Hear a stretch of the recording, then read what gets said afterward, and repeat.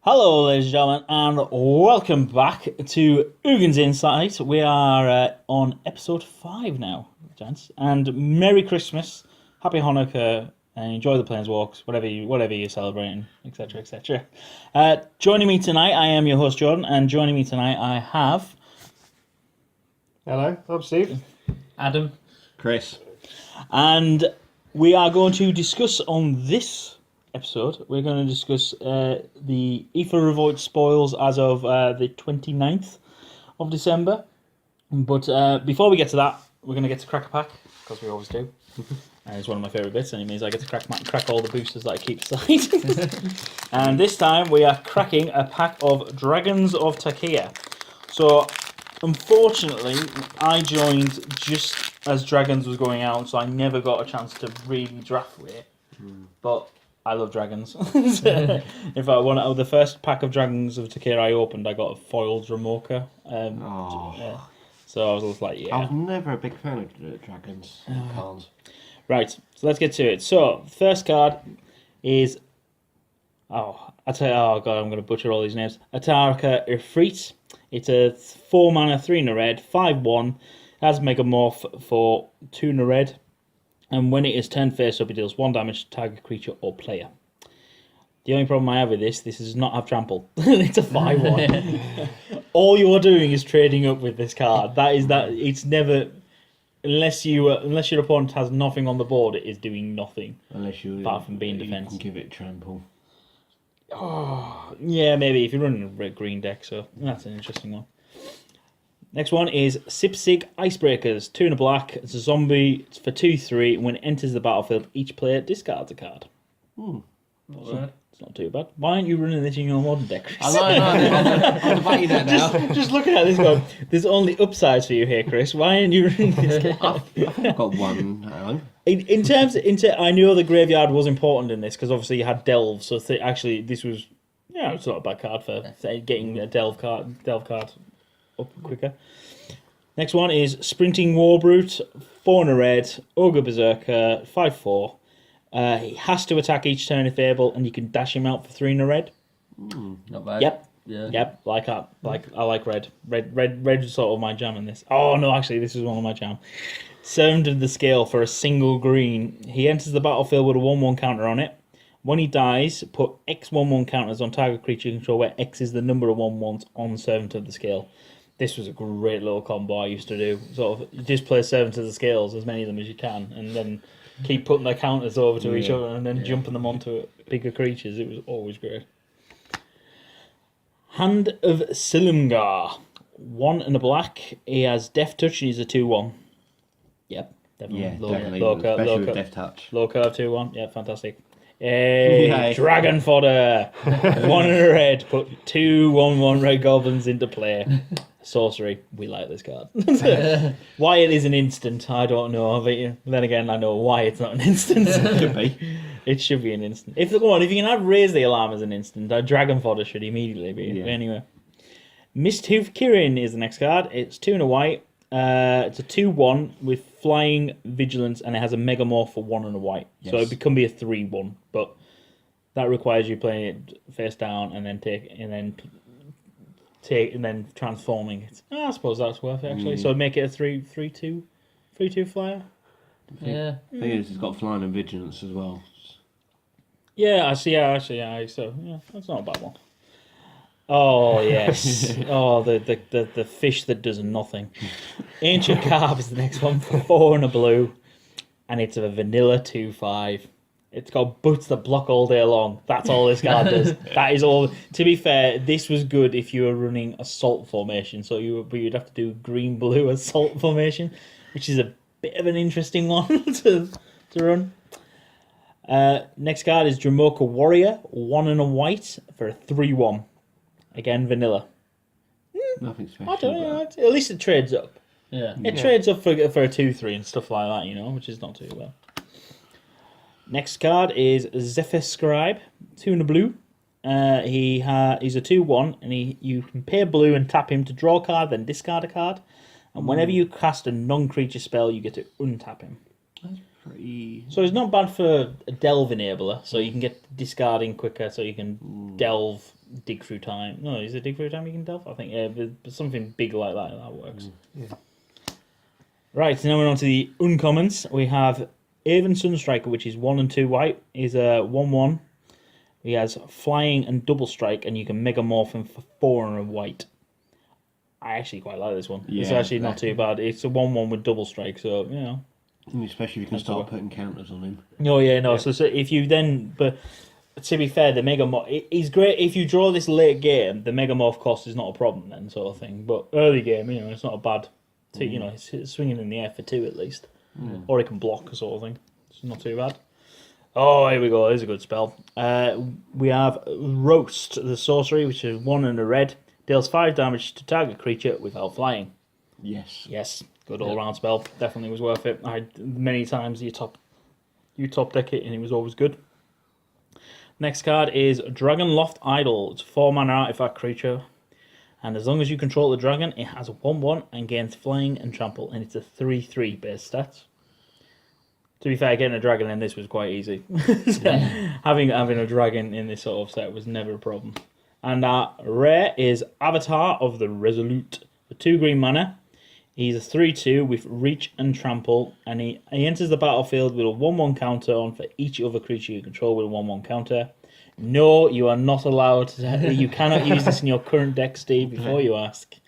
I'm sorry. I know you would love to, because this would be an amazing late draw for you with your stupid large amount of 1/1 counters you do have. But yeah. Avatar Resolute, I think it was alright. It wasn't too bad. It's certainly a build-around card. I mean, in this pack you only have one other green card, which is Servant of the Scale. So, sort of... I think I would choose it personally. Green's sort of my nice area of expertise, so I don't mind that. And unfortunately, there is no foil, but I think Avatar would be my pick if I had to choose. I would either pick. I'll be a strange one. I'd either pick Hand of Sigma because of the Death Touch, No, it's not too bad. Yeah. or Roast because that's a nice quick early spell. Rose is a good choice. Yeah, as long as I could get the cards to go around it, I would definitely pick Avatar as well. Yeah, just for 1/1 count as well. I'll be with the Avatar as well. Yeah, well, if you go green white mega morph counter thing, you know, so it kind of works out, but definitely. All right, so not an amazing pack. No foil. I don't know if there were foil. I can't think now. Fetch lands. Foil fetch lands in this set. I can't remember. But anyway, we want to get to discussing the Aether Revolt spoilers. I know one of us is very excited about stupid legendary enchantment in the set because he already runs a stupid deck. But anyway. Hey, you don't have to face it every day. No, I know. I'm glad I'm not his brother. Anyway. Would you like me to talk about it? Oh, well, I'll tell you what, we might as well kick off with that. Yeah. So, obviously, the first card we are discussing is the Oath of Ajani, which is a legendary enchantment, as I said, for 1 green and 1 white. And this is where it starts getting ridiculous. When it enters the battlefield, you put a 1/1 counter on each creature you control, so that's an amazing late game draw. But not only that, it also makes Planeswalker spells cost 1 less to cast, which is ridiculous on turn 2, because suddenly it means you can play, I don't know, Chandra the Torch of Defiance on turn 3. You can get 2 Planeswalkers out on turn 3. Yeah. Chandra Torch of Defiance, +1 Earth for 2 red mana. Use that if you've got the Oath and Nissa out first go, obviously. So it's kind of this super hand you need. Then you use the 2 red mana. Are we discussing Magical Christmas Land now? Okay, alright. Let's discuss Magical Christmas Land. Then you use the 2 red mana to play Liliana or Nissa to get the tokens on the field or start -1. So actually, it's very, very good. It's going to be interesting to see how it plays out in the long run. For those of you, I'll just quickly explain. Adam is running a Superfriends deck. Now, he's been actually running this now for the last standard season because I may have convinced him to try it. To which I am the source and blame for everything. But Yeah. the less said, the better. Anyway, but I have to agree, it is an annoying deck to verse. Because Especially when you're sitting there, I take out all his planeswalkers, and then certain song plays Deploy the Gatewatch, and then Gatewatch. suddenly there's about 6 more planeswalkers magically shown up. yeah, no, it's Gets depressing. it can be a bit of an annoying deck to play. But in terms of actually, I think what this card is trying to do is trying to say, yes, okay, you can run cheap planeswalkers now, so suddenly Yeah. Chandra's free 3 mana and etc etc. But not only that, I actually quite like it for the green-white token deck strategy sort of thing. So Yeah. they go wide, and suddenly you get this thing late game, and bam. Suddenly, if you've got lots of servos or even plant tokens with the old Nissa at the moment, the Nissa Voices Zendikar, suddenly you're getting her -2 ability for free, 2/1 for free, and it's like, yeah, sweet. I've got to say, I think in the long run, it's probably going to be a replacement for Oath and Nissa. I know a lot of Super Friends deck, I've been looking online just to have a little look for ideas on that, and a lot of Super Friends decks focus on 3 colours. One of the ones I've been playing online is American Super Friends. And Red, white, and blue. Red, white, and blue. I love that. American. And Well, you could be UK. You could have said of United Kingdom Friends. it's what's the deck's called? But I think if you've got that concentration on 3 colours, okay, that probably in that instance it won't work because you haven't got the green. Yeah, but, no, I agree. If Yeah. you do green, white, and something else, maybe green, white, and red, green, white, and red in my case, then you won't need the Oath of Nissa as much when it goes out of standard. Okay, this is a very long time we're speaking. The set's not going to roll out till It doesn't matter. the end- It doesn't. It doesn't rotate until August anyway. But yeah. So it's in the long run, it could be the replacement for Oath of Nissa. But with the Oath of Nissa and the Oath of Johnny out at the same time at the moment, it could get a little bit ridiculous. I've just thought of what your deck's called. It's Mexican Super Friends, isn't it? red, white, and green. It's right. You either have Mexican Super Friends or it's Italian Super Friends. It's your choice. But Mexican sounds funny. Wear a little sombrero. He has to wear he has to wear a sombrero. Yes, yes, that's what we're doing now. Once you start getting this card, if you're not going to wear a sombrero at Friday Night Magic, then you're in trouble. I'm going to buy you the sombrero and bring it as well. But yeah, so Adam, what's your opinions? Just curiously, it seems like we're discussing Planeswalkers. What is your current opinion on the 2 officials, shall we say, for the set? The Tezzeret Schema or the Arjani Unyielding? Yes, I'll start with the Tezzeret. It's one of the ones I've been playing around with, trying to think, could I fit this into my deck? This is 4 mana, which is really good. The +1 is you can create a colourless artifact token named Aether Cell, with the option of sacrificing the artifact, adding 1 mana of any colour. So you could really start to store that mana up as you go along. And when you want to play that big play, when in my deck, for example, I've got the Emrakul, I could just start storing mana up for that Emrakul. When I finally draw it, I can go, right, I can play it. The -2 is target creature gets plus X and -X until the end of the turn, where X is the number of artifacts you control. That's good removal, good control of the board. The emblem, you would have to keep Tezzeret alive in a Super Friends deck. Well, you're talking for 3 turns. He's going to keep himself alive. But because the -7 emblem, I say, is beginning of combat on your turn. Target artifact you control becomes an artifact creature with base and power toughness 5/5.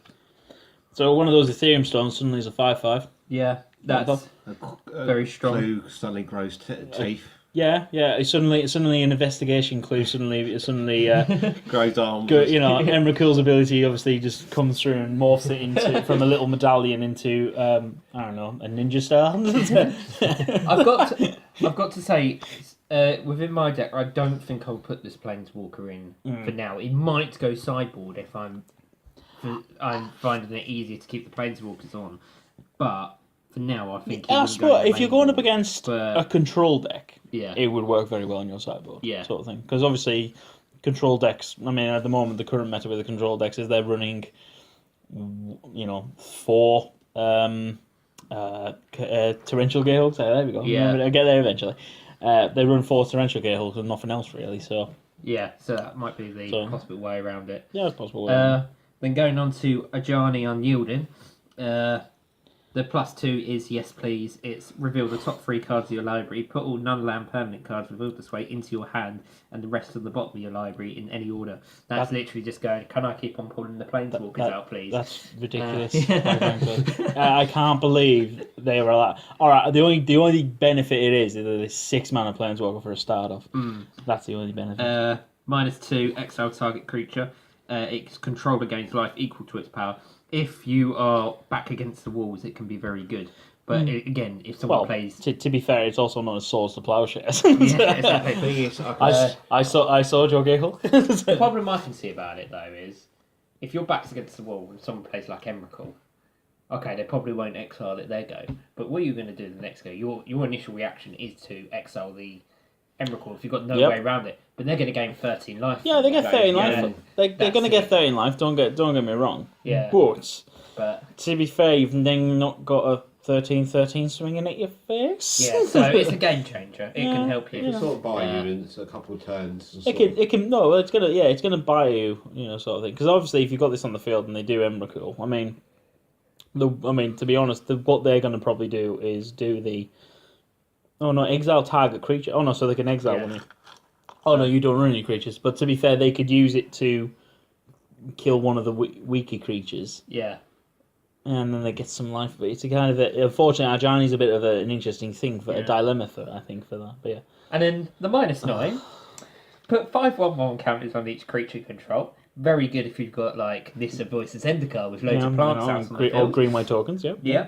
And green-white tokens. And 5 loyalty counters on each other planeswalker you control. I've looked through my deck. It would ultimate every single planeswalker on the field.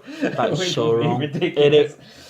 Right, so you have to keep them alive for 4... Right, so you can do this 4 turns after the fact. Yeah, it's 4 turns after the fact, really, isn't it? My main Yeah. No, it's 2 goes if you've got Oath Gideon out. All right, yeah. So It's all 5 right, plus okay, 2, yeah. 7, 9.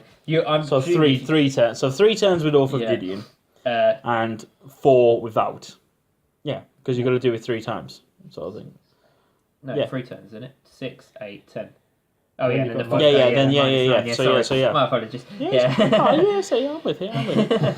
Yeah, but no, I think that's going to be the staple card that's going to be in the Planeswalker deck. I'm looking out for it already. Well, to be fair, I think for you, a 1-off, maybe a 2-off. It's 6 mana, so it's a bit of a. Yeah. It's a bit. To be fair, if you deploy the Gatewatch into this bad boy, that's. Thank you very much. Oh Yeah. God, no! That's terrifying. I've got to say, I've been sitting there thinking, okay, what Planeswalker am I going to replace? I kind of think it's kind of like the Jace replacement at the moment. It's -2 is the same as Jace, but it's exile instead of just bouncing back to the hand. Yeah. The +2 is more draw than Jace, so I'm thinking that's probably where I'm going to go. Yeah. I'm probably going to replace them with Jace and just have 2 in the deck, but that will be my That's not too bad. Definitely. main focus.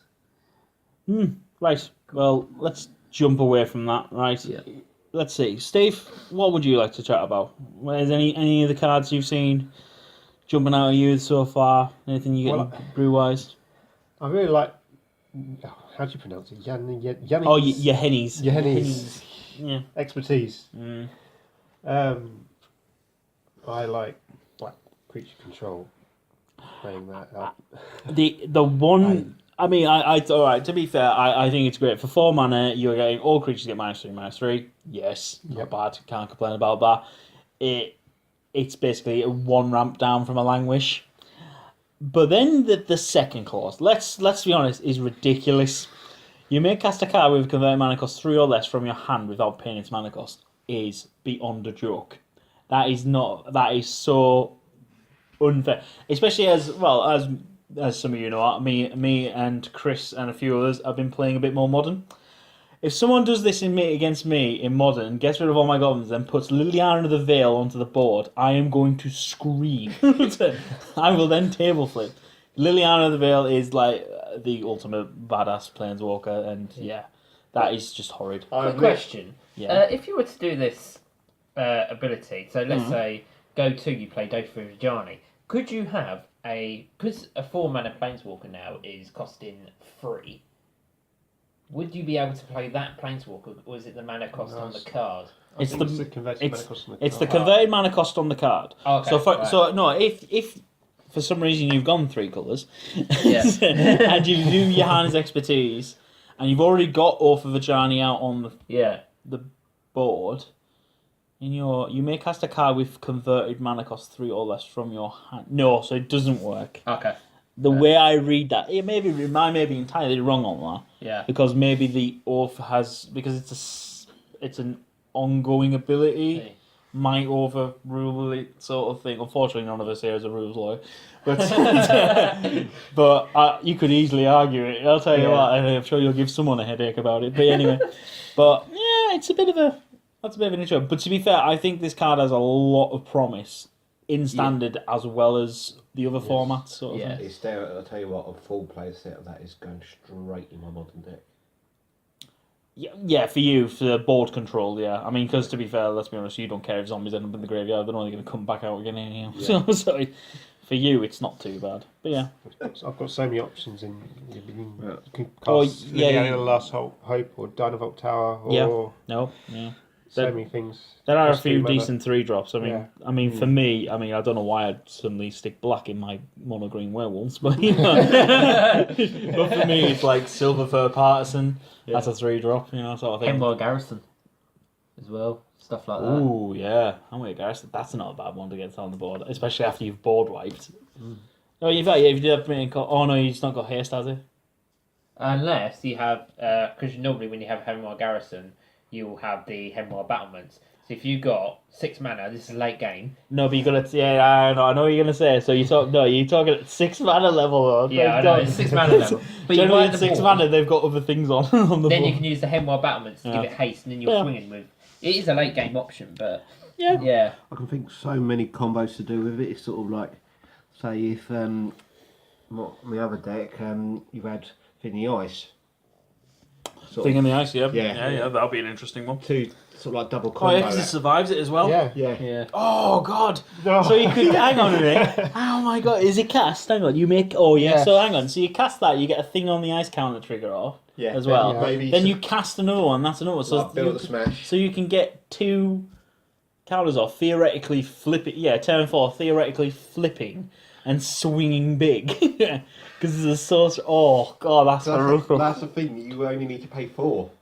Yeah, because even if you don't kill everything on the board, the other things are going back to hand anyway. Theoretically, yeah. That I can. Oh God, suddenly I'm scared of blue. I'm now scared of blue black. I'm now terrified. The only thing is the first turn it flips. Because it's going to have -3/-3, it will only be swinging for 4 rather than the 7. So that gives them a turn. Yeah.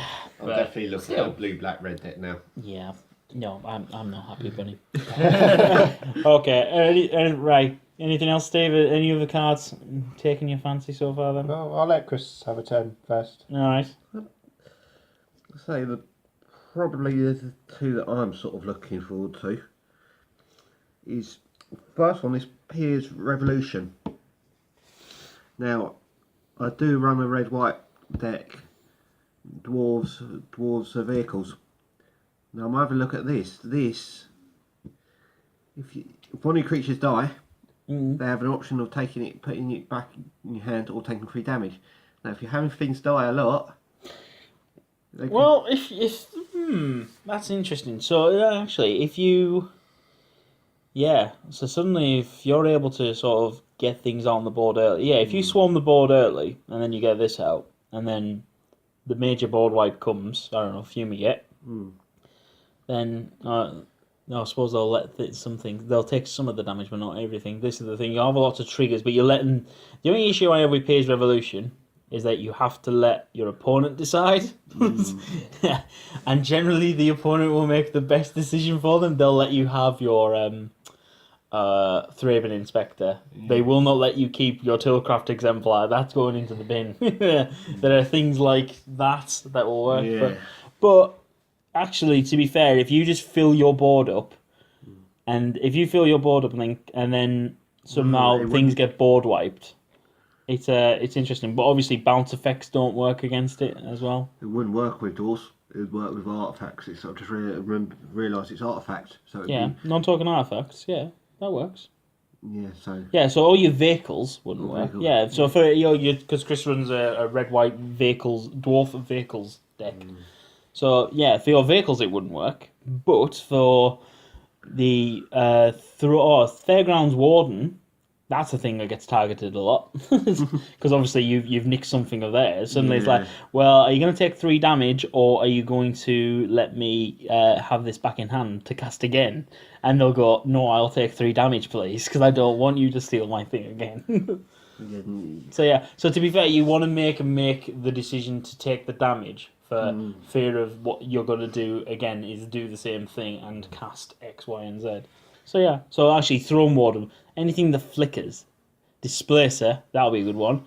Yeah, they wouldn't let you have that back in hand. No. They'll probably say no, take the damage. They're only going to let you have it back in hand when they get to a bit of a critical level. And they're like, yeah, I kind of have to let you have it now. It's like, big mistake. So yeah, that's definitely an interesting one. I quite like that one. The other one that sort of caught my eye is Dark Intimidation. Oh, Dark Intimidation. Oh god, we're not going to be able to speak today. Dark Intimidations. Each opponent sacrifices a creature or planeswalker, then discards a card. You return a creature or planeswalker card from your graveyard to your hand, then draw a card. Then this is the interesting bit. When you cast a Bolas Planeswalker spell, exile Dark Illumination from your graveyard, the planeswalker enters the battlefield with an additional loyalty counter on it. Yep. So this. Obviously, right, this is where everyone's got the debate about, oh my god, is Nicol Bolas going to be in this set? Yeah. No, I don't think it is. I think this card's the setup for Amonkhet, because that's where we're going to next. I think Amonkhet, we're obviously going to have Nicol Bolas in that first set rather than the second set, because it was a bit like, which set's he going to pop up in? But I quite like this, because to be fair, this is a great commander card. This immediately fits in because it's obviously Bolas colours as well, and so for Commander this works very well because it's like, yeah, everyone do this and discard a card, and I get to at least draw a card and get a creature back as well, so which is nice. It is sort of like an advanced version of To the Slaughter, in a way, but you get the creature back. Yeah, pretty much. Yeah, I mean, yeah, I see what actually, yeah, that's probably the best accurate description for it. But it's the second ability. Obviously, he's going to be. I mean, if I remember right. Nicol Bolas, obviously the only one at the moment, Planeswalker, he wouldn't ultimate immediately, off the top of my head. But obviously I think he's a turn. Obviously you're giving him a turn closer to get there, which is quite got nice. 2 or 3 in the graveyard. That's obviously the other thing. Actually, oh god, oh my god, yeah. Chris, thank you. You pulled it up. So the original Nicol Bolas, he ultimates at 9. He comes in with 5. So if you have 4 Dark Intimidations in the graveyard, he would come on and could ultimate. All right for Gideon. All right, yeah. So actually, yeah. So if you've got Over Gideon on the board, that gives you 1. So then you're going to need 3 in the graveyard, which isn't too bad. Or if you have all 4 bonus, you keep your. Yeah, there you go. Well, yeah, that's they've definitely got. Yeah, it's an interesting one. I think on that one. That's all. You could use contingency plans just to keep on diving through your deck. Pretty much. Yeah. That's what. Yeah, I think you would it'd be better as a mill effect. Well, if you're trying to ultimate Nicol Bolas to win the game, you want mill effects to get them in the graveyard. You don't want them in hand because it's 5. Well, yeah, it's 5 mana, so you want to be able to get casting Nicol Bolas as quick as possible. Yeah. No, that's definitely an interesting one. One of the ones I'm quite liking the look of, and it's actually giving me ideas to build mono red again. Oh, why Wizards? Is the Quicksmith Revel, which is the 3 in red. The Artificer, Human Artificer, he's a 3/2, but when he enters the battlefield, target artifact you control gains, tap it. This artifact deals 2 damage to target creature or player for as long as you control Quicksmith Revel. I immediately thought, oh my god, Panharmonicon is now going to be useful. It's not only going to be awesome, but he gets to sit there and ping people or creatures for 2. Yes, please. And that's if you've only got 1 of them on the field. Suddenly, if you can start getting a ridiculous amount of artifacts clues or otherwise or whatever. Oh God! Clues tapping and dealing 2 damage all of a sudden, as well as being later on card draw. Yes, please. In fact, oh no, because you got to pay 2 it and tap it and sack it, don't you? I was about to say, oh my God, you could tap. Yeah. You could deal 2 damage, pay 2 mana, and draw and sack him. Yeah, but that'd be interesting. Oh yeah. Oh no! Oh my God! Yes, you can do it. Yeah. So hang on, we've just got a clue token in front of us, and the clue token is pay 2, sacrifice this artifact, and draw a card. So you could actually do this. I deal 2 damage to you, pay 2, sack it, draw a card, and get something else. And that's insane. With the And then art, if you do that, you could flicker, get the Eldrazi Displacer out, flicker it, and choose different artifacts. To be fair, I think Quicksmith Rebel has a home in red white. Yeah. Because you've got lots of fabricating white, so suddenly servos being 1/1 suddenly are pinging for 2 damage. Yeah. I mean, as I said, if you've got Panharmonicum on the field, and that thing's, so suddenly you've got 2 triggers of that. So it's 2 artifacts, that's 4 damage all of a sudden. If you then get another rebel, then you're starting to laugh till the cows come home. Let's be honest, because that's just going to start pinging everywhere, sort of thing. And suddenly the damage, especially if you start hitting your opponent, the damage will start stacking quite nicely. But obviously he's 2 toughness. That's his only downside. But then again, that's a good reason for his downside, I think. It's the same cost as Panharmonicum, which is a bit of a. Well, to be fair, if you've got this in hand and you've got Panharmonicum or you've just drawn Panharmonicum, etc., or one or the other, I would still play Panharmonicum first anyway, because turn 4 is Panharmonicum, you want that down as soon as. Certainly, but that's definitely one of the cards that I'm very, very much looking forward to maybe having a bit of brew with. And obviously, there is another one that we have had released, which is the Quicksmith Spy, which is the blue version. Which is again for 3 and a blue, so I think the cycle's all going to be 4 mana. And when the spy enters the battlefield, it gives the same ability to an artifact, but this time you taps and you draw a card for as long as you control the spy. So again, in the Panharmonicum deck, what does blue want? Blue wants card draw, so they want Panharmonicum so you can get multiples of these things out. So suddenly multiple card draw, end step. I end step I draw X cards and fabulous sort of thing. Again, if you've got clue tokens, suddenly clues are drawing cards permanently. You don't need to sack them. Why would you ever sack them? It's great. It's like, yeah, fine, I love this. So yeah. So I'm looking forward to seeing the black, the white, and the green. Mm-hmm. I don't know what the green one will do. That's a bit of an interest. I don't know if it'll give No, I can't see that. Maybe until end of turn. I don't think it would give counters. Because that would get ridiculous. Come on, that would get ridiculous. Especially if you've already got Panharmonicum on the field. So if you've got 2 artifacts that can instant speed combat give your creature 2/1/1 counters, or end step instant 2/1/1 counters. Give a creature trample. No. Whereas maybe until end of turn. So suddenly as an ability, because I don't think it'll be mana ramp, because that would be crap. Unless it was give target artifact to give 2 green mana. Yeah. It'd have to be 2. I think it'd have to be 2 mana as a 4/4 creature. You want more ramp. Yeah. But yeah. But anyway, so I'm looking forward to the spies at the moment. Anyone else want to discuss any other ones? Because I personally, the disallow, I'm going to have to mention it. I know I said, boys, I was stepping away from blue. I know I said it. But have you seen this card? Do you see how good it is? This is going to be my worst nightmare. 1 and 2, 1 and 2 blue. It's an instant, thank God. Counter target spell, activated ability, or triggered ability. Triggered. It stops landfall, for God's sakes. To be fair, this is like an amazing stifle. This is a more expensive stifle, is what it basically is. Because stifle was 2 blue mana sort of thing, and it stopped activated or triggered abilities, if I remember right. But this even stopped. One thing you can even stop just to really annoy someone is evolving wilds. Just for the ultimate jerk move. If you're on turn 3 and they're struggling in the top deck and evolving wilds, and you go, nope. What does it mean about mana abilities can't be targeted? Mana abilities is when if a creature's tapping to give you mana, so tapping to give green, or for example, obviously because technically tapping a land is an activated ability. Okay. So you can't stop Mana Ram, but you can stop. But basically, that can stop an Evolving Wilds because that's going to find something. So yeah, so you got nope. Would that still sacrifice though, or? Yes, because it's part of the cost. Is it tap? No, is it tap then sack or sack and tap? Oh no, it should be tap and sack, I think. But yeah, I think it's about that. Depends where the current. I don't think it would stop. I don't think it would stop the. I think it would stop the sacrifice. Otherwise, that's really unfair, and that would be an ultimate joke. Tap, sacrifice, Evolving Wilds. All right, no, so it stops the tap. It stops the tap. Basically, it's just stopping the tap. Oh. But that would be cruel. No, come on.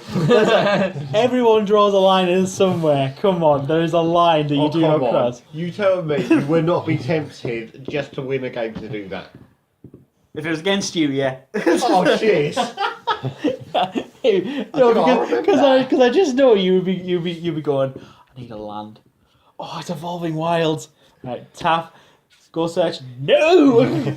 Come on. Do you know how bad that would feel to go, no? The thing is... It doesn't even... I wouldn't even put that in my nope deck. That's how bad I feel about it. Actually, no, it's going in the nope deck, I'll be honest. That's going straight into the nope deck. It's going to be sideboard. I'm not that ultimate dick. Yeah. Well, like Goblin Grenade. Yeah, it's not like Goblin Grenade. But definitely, I like this a lot. I think it's going to be a fun card, but yeah.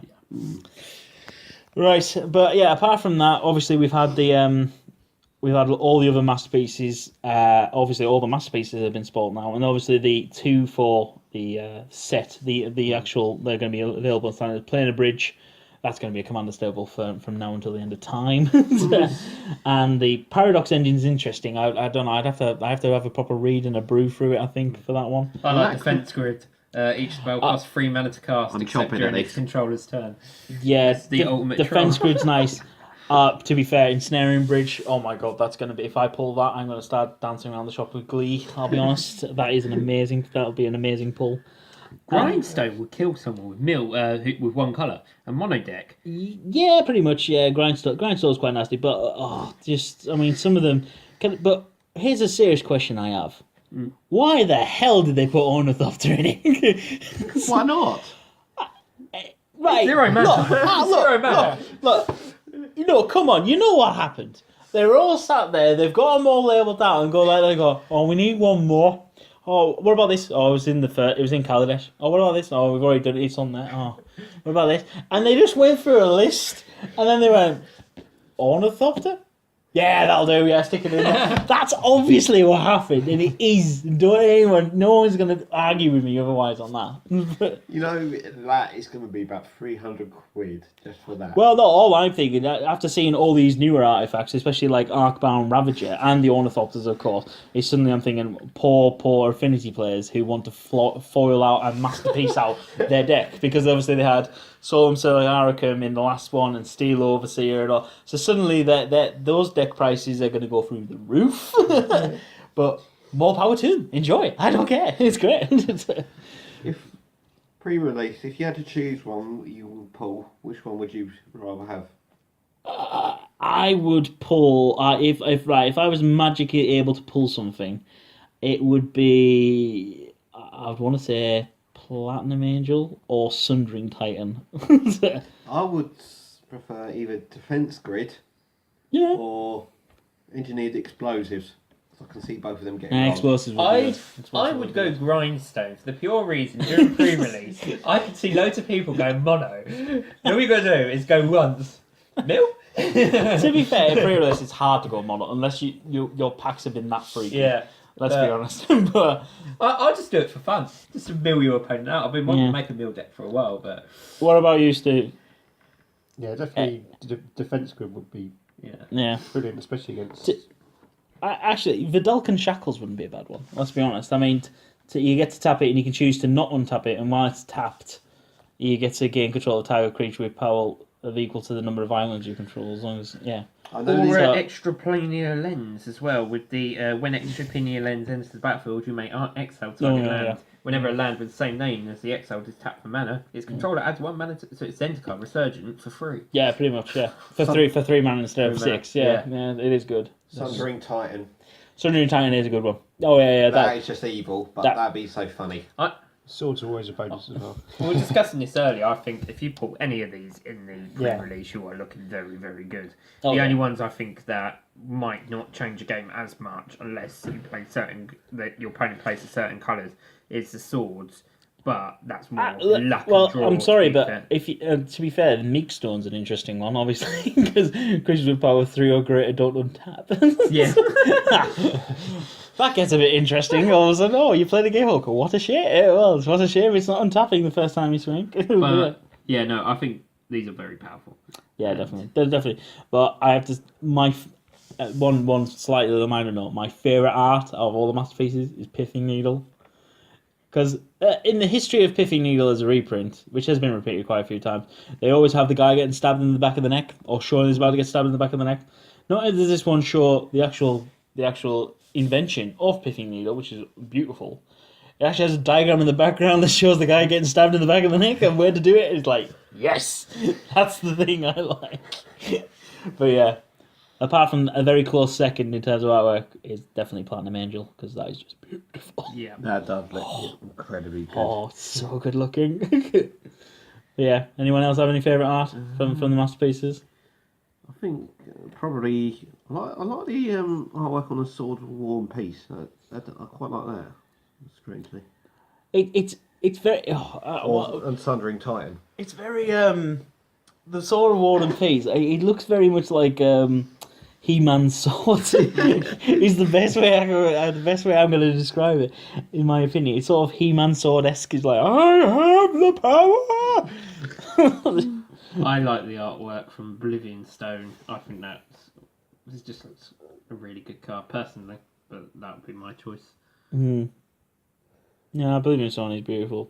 Well, to be fair, that was from Innistrad originally, so it's very nice. But yeah. Right, well, let's end it there. Otherwise, we'll just keep baffling on about how beautiful artwork is now. And we haven't even looked at the artwork on Aether Revolt, and there's some beautiful ones on there. But anyway, we'd like to say thank you for tuning in for another episode.